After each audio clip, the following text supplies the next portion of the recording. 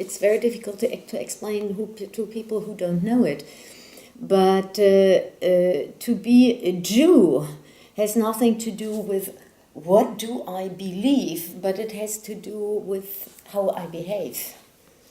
And to be a Jew goes deep, very deep into our daily life and to our behavior and our view of the world.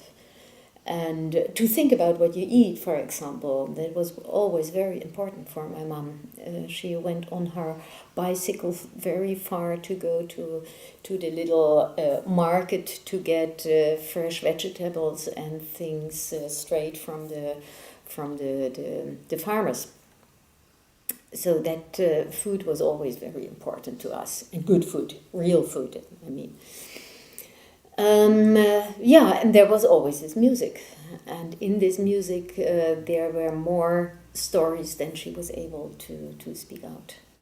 Yiddishkeit is more than only a Yiddish language. It is food, it is behavior, or if you are coming into a synagogue where you have many people who converted to Judaism, it's very often pretty cold. So what we getting then, there's a missing Yiddishkeit here.